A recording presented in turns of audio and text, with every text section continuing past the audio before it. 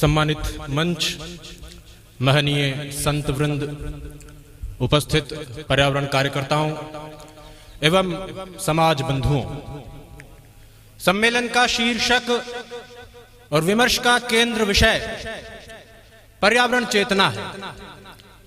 पर्यावरण चेतना का सीधा सा अर्थ अपने आसपास के वातावरण की सुधि होने और उसकी सुधि लेने से है।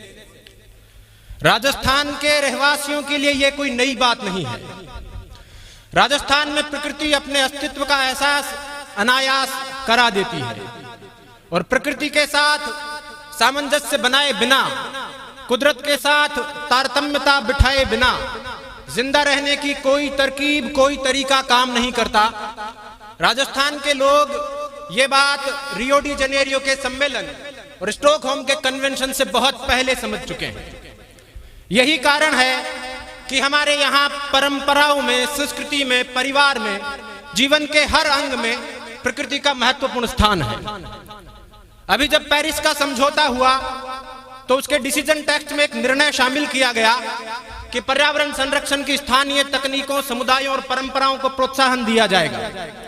ऐसे में हमें अपनी परंपराओं पर बात करने की जरूरत है। हमारे पास पर्यावरण संरक्षण के क्षेत्र में बड़ी समृद्ध परंपराएं हैं। राजस्थान के लोग देवी देवताओं के मंदिरों से जुड़ी हुई जमीनों को पवित्र वन का दर्जा देकर, ओरण और देवबनी का दर्जा देकर संरक्षित करते आए हैं। हमारे यहाँ 1.25 बीघा से लेकर 1.25 लाख बीघा तक के क्षेत्रफल वाले ओरण मौजूद हैं, जिनमें पेड़ों की पत्ती तक नहीं तोड़ी जाती। कहीं कहीं तो सूखी टहनी उठाने पर भी दोष लगता है। हर एक गांव में गायों के चरने के लिए गोचर की भूमि की परंपरा है। तालाबों के कैचमेंट एरिया के रूप में आगोर की जमीन छोड़े जाने की परंपरा है। कुछ समय पहले तक गांव में रास्तों पर राहगीरों के विश्राम के लिए एक पेड़ छोड़ा जाता था, खेजड़ी का पेड़, जिसे आशारूढ़ियो कहा जाता था। आशारूढ़ियो यानी आशा पूरी करने वाला वृक्ष। राहगीर इससे कामना करते थे कि आशारूढ़िया आस दी, गया भैंसा ने घास दी, घी की घिलोड़ी दी, तेल की तिलोड़ी दी। ऐसे आशीर्वाद इस पेड़ से मांगे जाते थे। पथवारी की और पानी ढाल की रस्में, गांव में वैशाख सींचने का रिवाज, चौपालों पर बड़गट्टे, पीपलगट्टे लगाने का विधान, पेड़ों को चुनरी ओढ़ाने की परंपरा, ये सब पेड़ों के संरक्षण और संवर्धन की स्थानीय तकनीकें हैं। राजस्थान में सामान्यतः सभी जातियां किसी एक विशिष्ट प्रजाति में अपने इष्ट की, अपने आराध्य की उपस्थिति खोजती है और उसे संरक्षित करने का प्रयास करती है। जैसे जसनाथियों में जाल के वृक्ष की धार्मिक महत्ता है। गुजर नीम के पेड़ को पूजनीय मानते हैं। मीणाओं के हर गोत्र का अपना एक कुल वृक्ष होता है जिसे धराड़ी कहा जाता है। चारणों ने चील और चूहे को अपनी आराध्या देवी का प्रतीक माना है। इसी तरह देवासी समाज के लोग ऊंटों को बच्चों की तरह पालते हैं, उनकी नस्लें बचाते हैं।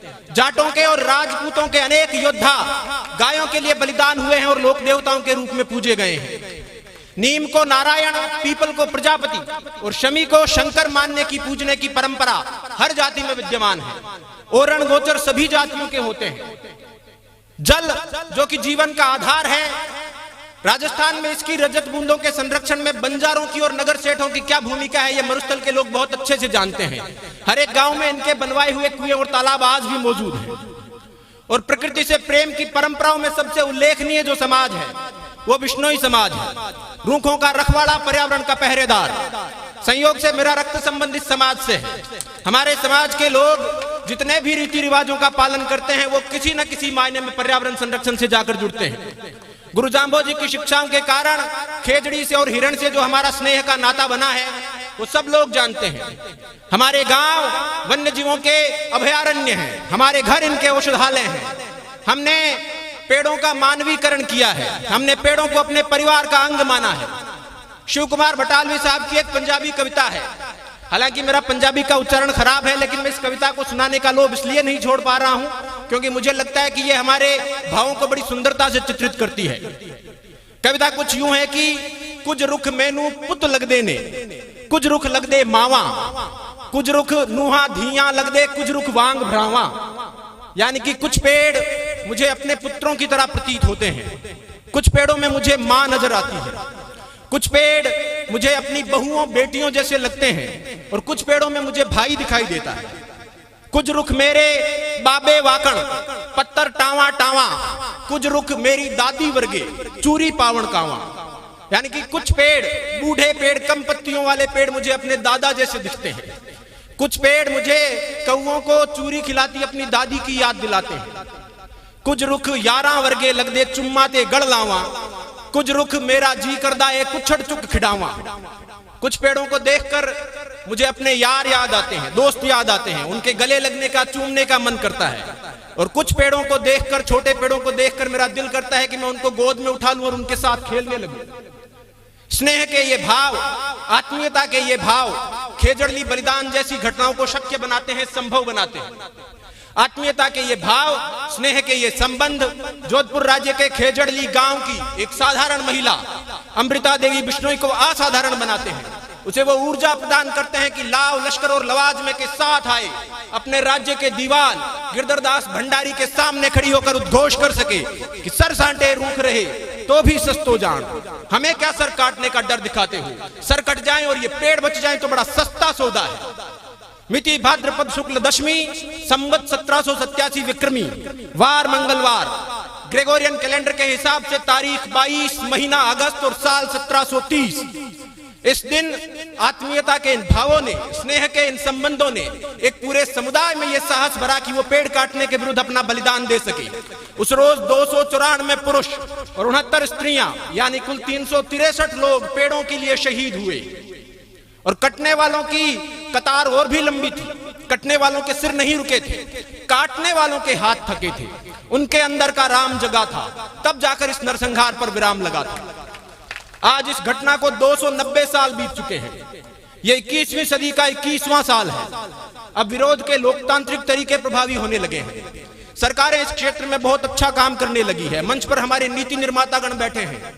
इनकी नीतियां, सरकारों के प्रयास बहुत सराहनीय हैं। लेकिन जैसा विनोबा भावे कह गए थे कि असरकारी असरकारी, सरकारों के साथ साथ अगर समाज, ऐसी संस्थाएं और जनता प्रयास करती है तो ये प्रयास ज्यादा असरकारी सिद्ध होंगे।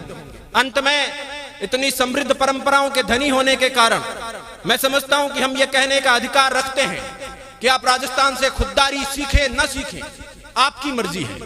आप राजस्थान से जिंदा दिली सीखें न सीखें, आपकी मर्जी है। लेकिन क्लाइमेट चेंज के इस दौर में जिंदा रहने के तरीके, कुदरत के साथ तारतम्यता बिठाने की तरकीबें आपको राजस्थान से सीखनी पड़ेंगी। इन्हीं शब्दों के साथ मैं अपनी वाणी को विराम देता हूं। बहुत बहुत धन्यवाद। न्यून बनाम।